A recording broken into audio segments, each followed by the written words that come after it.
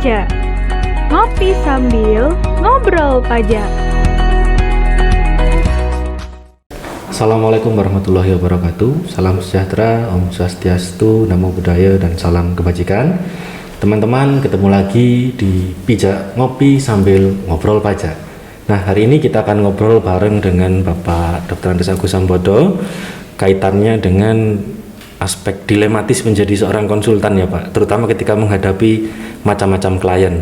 Ya. Tapi seperti biasa, sebelum kita ngobrol di Pijak kali ini, kita lepas dulu maskernya.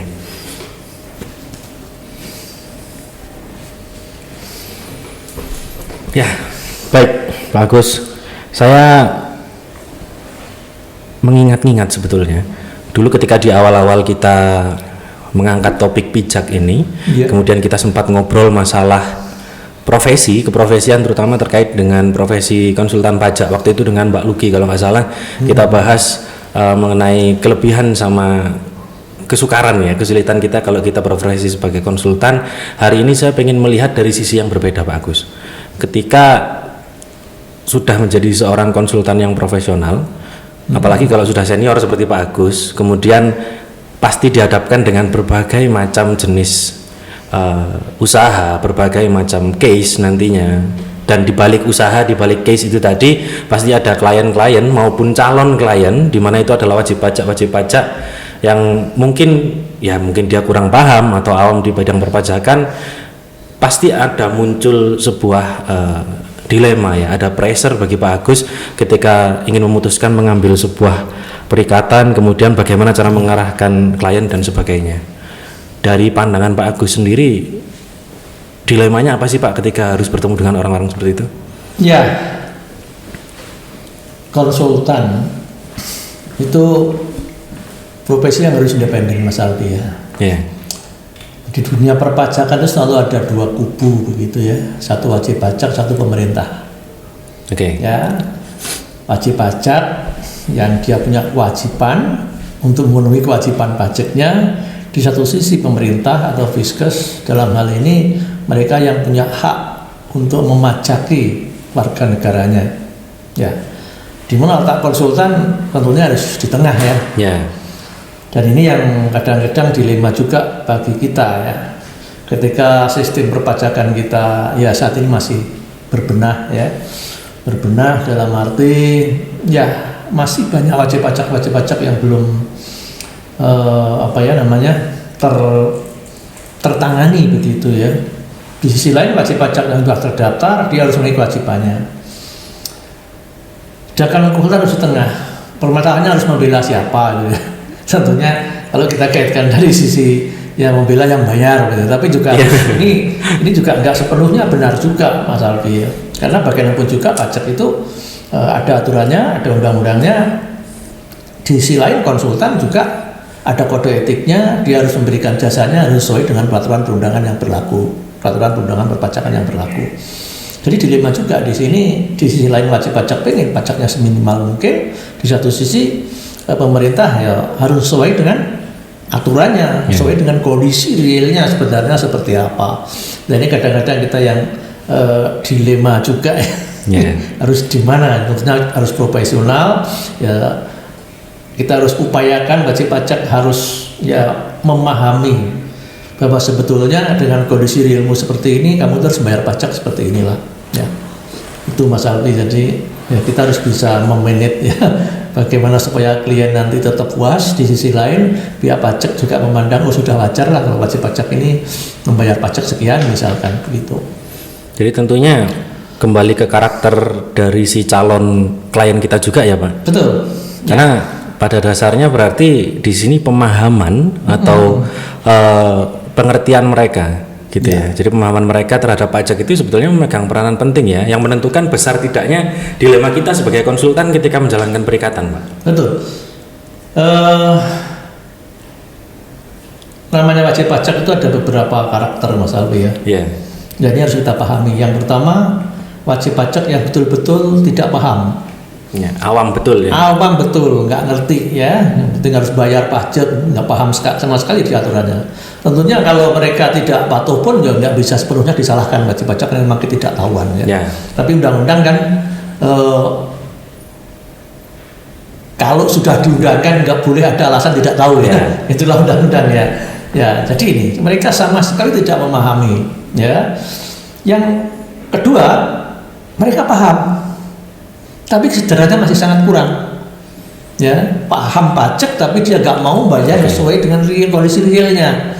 Nah, ini yang ketiga, ya, ini ya mereka sebetulnya paham, ya, paham. Tapi pahamnya ini setengah-setengah, dalam arti banyak pihak yang memberi masukan dan masukan itu belum tentu benar. Ya, belum tentu benar. Oh, kalau di tempat saya bisa begini, ini katanya konsultan saya begini, bisa. Jadi agak susah ya. Kita juga harus tahu Mas Alfi ya tentang konsultan pajak. Itu juga ada 3 kelompok Mas Alfi ya. Konsultan pajak yang formal, punya izin praktek, ya. Tentunya mereka sangat paham sekali tentang aturan mainnya seperti apa pajak. Yang kedua adalah konsultan yang tidak punya izin praktek. Yang tadi saya katakan, mereka banyak beri masukan tapi belum tentu benar. Sebetulnya dia itu nggak menguasai pajak. Tapi ketika undang-undang kita masih lemah mengatur tentang konsultan ini, akhirnya mereka yang nggak punya izin praktek pun bebas berkeliaran untuk praktek membantu wajib pajak. Dan ini yang juga sangat berbahaya juga, karena apa yang dia beri masukan ke wajib pajak belum tentu sesuai dengan aturannya. Tentunya kalau saya boleh menyarankan, kalau pakai konsultan ya pakailah yang formal. Apalagi kalau kita menggunakan jasa konsultan yang nggak punya izin praktek, itu sudah sering kali terjadi. Ya, ketika ada permasalahan mereka nggak bertanggung jawab, dan apa yang dia advice yang dia berikan ke wajib pajak itu kadang-kadang juga nggak pas begitu. Jadi inilah ketika kita berhadapan dengan wajib pajak yang memang nggak paham tadi ya, konsultan pajak itu juga harus ada tanggung jawab moral, punya kewajiban untuk memahamkan. Jadi ada fungsi edukasinya juga. Syukur-syukur kalau nanti suatu saat si wajib pajak yang awalnya tidak paham menjadi paham dan menjadi sadar untuk bayar pajak, patuh secara sukarela. Ini yang kita harapkan bersama.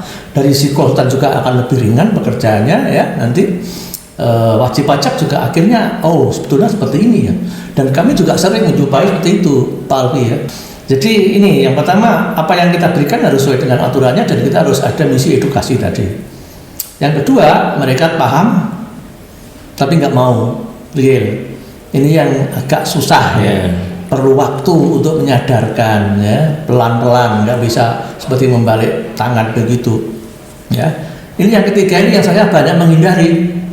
Mereka nggak paham sebetulnya, tapi dapat informasi yang keliru, akhirnya meremehkan pajak. Gampang sudah diatur begini. Kalau ada klien seperti yang karakter yang ketiga ini, ya syukur-syukur kalau kita bisa kasih masukan ya. Dan konsultan biasanya punya trik ya untuk memberi masukan kepada mereka supaya akhirnya mereka tahu sebetulnya benar seperti ini ya. Tapi kalau tetap dikasih masukan tetap nggak mau, ya mending dihindari aja klien-klien yang seperti ini ya. Jadi ada itu Pak Alfi, ada beberapa karakter ya tuh. Agak banyak juga sebetulnya kalau kita breakdown berarti Pak Agus ya. Yang betul. pertama tadi dari masing-masing karakteristik dari si calon klien atau klien kita tadi. Kemudian yang kedua adalah jenis-jenis konsultannya tadi. Yang dulu juga sebenarnya kita bahas di awal mengenai pentingnya kita menggunakan konsultan yang formal atau yang memiliki izin praktek. Ternyata ada sangkut pautnya juga ya, ketika kita harus memberikan pemahaman terhadap klien-klien kita, terutama klien yang sebelum-sebelumnya itu kenal sama mungkin tadi konsultan yang berpraktek tanpa izin, kemudian berkenalan dengan oknum lah atau yang lain, sehingga banyak masukan-masukan yang keliru. Jadi seolah-olah dia paham pajak dan dia merasa pajak itu bisa diginikan, bisa digitukan loh. Padahal sebetulnya kalau dari segi aturan itu sudah betul-betul menyalahi ya. Itu yang kemudian jadi repot. Nah, kalau mau saya garis bawahi gitu ya Pak, ketika kita memilih calon klien, kita kan nggak bisa ya Pak menentukan atau kita nggak bisa menyimpulkan di awal bahwa dia itu paham atau tidak gitu. Sementara kadang kita kalau ngelihat dari 3 jenisnya Pak Agus yang sebutkan tadi, rata-rata justru yang nomor 2 itu adalah orang-orang yang dia entrepreneur atau dia yang bekerja di bidang bisnis. Karena orang kalau menjalankan bisnis, dia running bisnis kan pasti pikirannya kan nggak ada backup masalah pajak gitu. Yang penting saya menjalankan usaha di sini profitable. Kalau bisnis itu kan ya nggak black and white Pak. Kalau bisnis itu kan bisa di-adjust sesuka kita gitu, sesuai dengan kemauan kita. Nah, gimana caranya kemudian kita sebagai konsultan ya memberikan pemahaman itu tadi. Kalau kita ajarkan nih Pak, kita ajarin ya, kita kasih tahu aturan yang betul, kita kasih tahu teknisnya, sampai kemudian tadi fungsi edukasi kita jalankan. Apa nanti nggak resiko di kemudian hari dia akan lepas? Ya, sebetulnya jasa di bidang konsultan ini kan dasarnya percayaan ya Mas Abdi ya. Ketika mereka sudah pinter pun, kalau sudah sangat percaya dengan kita, nggak mungkin lepas. Dan itu sudah kita buktikan ya. Kita memberi edukasi sampai karyawannya itu sudah bisa jalan sendiri. Kerjanya jadi enak ya, kita tinggal ngecek aja, review aja setiap bulan, setiap tahun ya. Ya nggak akan lepas mereka ya. Kecuali kalau memang ada kondisi-kondisi yang mereka kesulitan membayar konsultan, biasanya mereka akan dipending Pak. Nanti kalau sudah kita settle, kita pakai lagi ya, tuh Mas Albi. Jadi sebetulnya ini bagi rekan-rekan di luar sana ya, terutama bagi wajib pajak di luar sana ya, yang mungkin saat ini juga masih belum menggunakan jasa konsultan, dan mungkin bagi rekan-rekan konsultan di luar sana, berarti sebetulnya penting ya, usaha apapun yang kita jalankan atau profesi apapun yang kita jalani, pemahaman pajak itu sebetulnya adalah salah satu core ya di dalam bisnis kita yang nggak boleh kita abaikan begitu ya. Abaikan. Ya betul Mas Abi ya. Jadi pajak itu kewajiban dan pasti kita hadapi ya. Kita harus pandai-pandai memanage ya. Tentunya untuk memanage pajak itu kita harus paham aturannya ya. Dan untungnya Mas Alki saat ini teman-teman DJP ya, atau DJP sendiri sudah mulai agresif begitu ya. Jadi sanksi surat himbauan, SP2DK, pemeriksaan ya, dan bahkan teman-teman di pajak sudah mempunyai data yang demikian banyak mengalir ke mereka, sehingga mau tidak mau wajib pajak sekarang baru sadar, oh ternyata pajak sudah berubah ya. Berarti kita harus mulai tertib gitu ya. Dan itu mereka membutuhkan konsultan. Jadi berawal dari ketika ada teguran, ada surat dari kantor pajak ya, apakah itu SP2DK atau mungkin pemeriksaan ya. Baru mereka merasakan teman-teman di pajak semakin profesional ya, dukungan data semakin lengkap, sehingga mau tidak mau ya mereka harus sadar bahwa paham pajak itu sangat penting. Kalau mereka tidak bisa memahami, mengikuti, ya carilah konsultan, carilah karyawan yang betul-betul memahami di bidang pajak. Akhirnya banyak ke sana sekarang. Dan ini terbukti ya beberapa akhir-akhir ini ya, saya sering diundang oleh beberapa calon klien begitu, mereka minta pemahaman. Ya kalau saya buka ini nanti pajaknya bagaimana dan seterusnya. Yang dulu sebelumnya itu ya asal-asalan, bahkan backup data untuk membackup laporan ke pajak itu sama sekali nggak ada. Dan keuangannya, rekening korannya itu masih campur aduk jadi satu. Baru ketika benturan dengan pajak mereka sadar, oh berarti saya harus tertib Pak, administrasi saya ya harus dipisah secara tegas antara pribadi pemilik dengan entitas bisnisnya, itu mutlak. Kalau enggak, wah sangat berbahaya. Dan itu ya SP2DK itu banyak yang berawal dari rahasia bank sudah terbuka ya, dari situ ternyata ini ada uang masuk sekian, ada uang keluar sekian. Nah udah ya, kalau kita nggak bisa membuktikan itu untuk apa, dari mana, ya pasti nanti akan kena plus sanksinya ya, plus sanksi bunganya ya bisa berat juga bagi wajib pajak ya. Karena seringkali mungkin kalau bagi teman-teman yang nggak paham merasa bisnisnya udah reasonable gitu ya, kadang-kadang lupa sama faktor pihak ketiga ya Pak. Monggo sambil diminum dulu kopinya. Padahal faktor pihak ketiga itu juga salah satu penentu sekarang bagi teman-teman untuk menerbitkan SP2DK. Betul ya.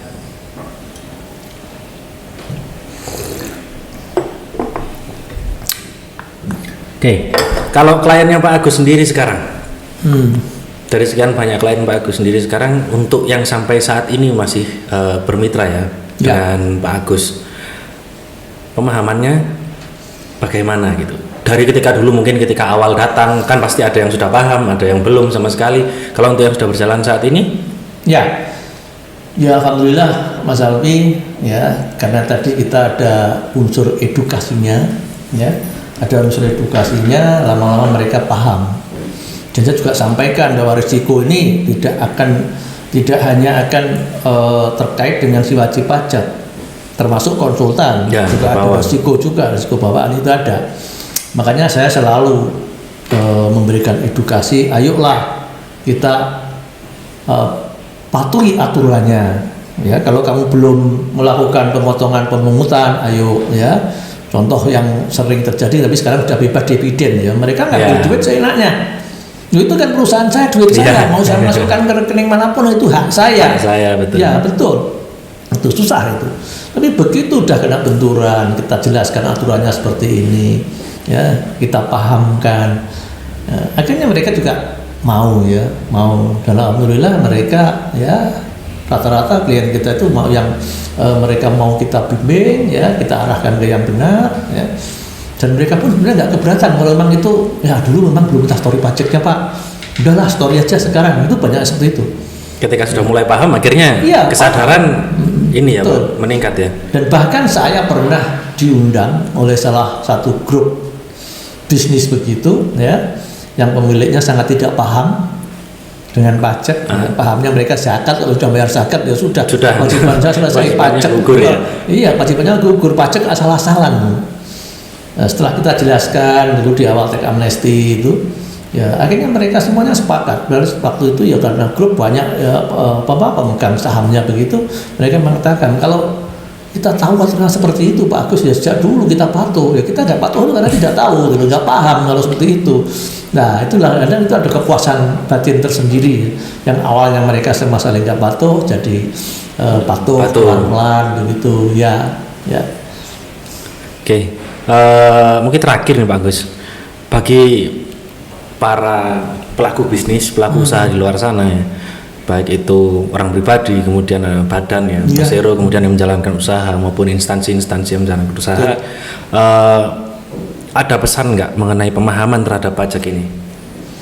Ya, pajak semakin transparan, teman-teman pajak semakin agresif. Mereka semakin leluasa mendapatkan data dari pihak ketiga. Tentunya untuk menghadapi ini tertib administrasi kuncinya ya. Jangan coba-coba lagi teman-teman wajib pajak masih seperti dulu 20 tahun yang lalu gampang, nanti ketika diperiksa lagi kompromi gitu ya. Sekarang tidak lagi seperti itu, pajak sudah berubah. Kuncinya satu, tertib. Patuhi aturannya, pahami aturannya. Self-assessment mewajibkan kita untuk paham, setelah paham menghitung sendiri gitu ya. Nah ini ya tentunya nanti efeknya dia harus mencari karyawan yang paham pajak dan akuntansi, atau dia mencari konsultan yang formal. Jadi himbauan saya kepada teman-teman wajib pajak, bagi yang masih baru mungkin atau yang sudah lama tapi pajaknya belum tertib, tunggu waktu aja sebetulnya. Kasus itu akan meledak, tinggal tunggu waktu aja. Marilah kita tertib mulai sekarang, ya, patuh terhadap aturan, ya. Meskipun pajak itu ya memang bagi wajib pajak mungkin ya setengah-setengah begitu ya. Saya harus mengorbankan ya, pengorbanan ekonomis harus kita keluarkan untuk bayar pajak. Tapi ya itulah pajak ya. Kita hidup di sebuah negara di Indonesia ini, dan Indonesia butuh dana yang diharapkan dari masyarakat. Dan harapan saya juga ya mudah-mudahan ke depan semua pengusaha baik pribadi maupun badan semuanya akan diperlakukan sama, dalam arti ya yang belum tersentuh ya nanti suatu saat pasti akan tersentuh. Ya syukur-syukur kalau nanti teman-teman di DJP akan punya semacam sistem begitu yang ya ini sudah mengarah ke sana sebetulnya ya. KTP bisa menjadi atau NIK bisa menjadi NPWP ya. Itu nanti akan menuju ke arah ini single identitas dan harapannya nanti semua akan terjaring ya. Selama ini banyak wajib pajak yang mengatakan itu tetangga saya lebih gede dari saya Pak, tapi nggak pernah bayar pajak juga aman-aman saja. Nah ini ke depan ya kita semua berharap ya nggak ada lagi seperti ini, semuanya akan tersentuh dengan pajak sehingga faktor keadilan itu akan timbul ya akan timbul dan ujung-ujungnya saya yakin kalau diberlakukan sama wajib pajak pun pasti akan patuh secara sukarela. Betul Mas Albi. Oke, jadi kalau kita berbicara mengenai pemahaman berarti penting sekali ya, baik itu bagi klien maupun calon klien. Betul. Dan dalam hal ini adalah berarti masyarakat secara umum gitu ya, bahwa pemahaman pajak itu akan jadi salah satu hal penting yang nantinya harus kita miliki sehingga kita nanti tadi tidak mengejar bom waktu ya, atau kita nggak menyimpan bom waktu yang mungkin di kemudian hari akan memberikan hal buruk ya, hal bahaya bagi kita gitu. Nah, buat teman-teman sekalian, buat rekan-rekan sekalian, memang pemahaman menjadi salah satu kunci ya. Semakin kita memahami sesuatu itu bukan berarti kita harusnya semakin takut, tapi seharusnya kita bisa semakin memunculkan kesadaran sehingga kita bisa memberikan persiapan gitu atau menyiapkan diri sehingga kita bisa menjalankan sesuatu itu tepat pada aturannya dan sesuai pada porsinya yang seharusnya kita tanggung. Kita akan ketemu lagi Pak Agus di pijak berikutnya, dan karena tadi Pak Agus sudah sedikit mention mengenai masalah SP2DK, pemeriksaan dan yang lain, ini rasanya kalau kita kaitkan dengan pemahaman klien, saya jadi penasaran gimana kalau ada wajib pajak yang mungkin dia berbuat kesalahan itu tadi Pak, kemudian dia harus menghadapi pemeriksaan apa aja nih yang harus kita lakukan dan kita siapkan gitu. Rasanya menarik dan kayaknya bisa kita agendakan untuk pijak yang berikutnya. Menarik itu Pak Albi ya, bagaimana manajemen pemeriksaan menghadapi pemeriksaan itu kayaknya kita juga harus berikan pemahaman lah bagi teman-teman di luar sana. Baik, mudah-mudahan pijak kali ini bisa membawa satu manfaat buat teman-teman sekalian dan kita akan ketemu di pijak episode berikutnya. Jangan lupa untuk terus stay tune di YouTube kita di Cipta Sarana Cendekia dan pantengin Instagram Cipta Sarana Cendekia untuk informasi mengenai perpajakan yang terbaru. Ketemu lagi di pijak episode berikutnya. Saya Alfianto selaku host undur diri. Terima kasih. Assalamualaikum warahmatullahi wabarakatuh. Pijak ngopi sambil ngobrol pajak.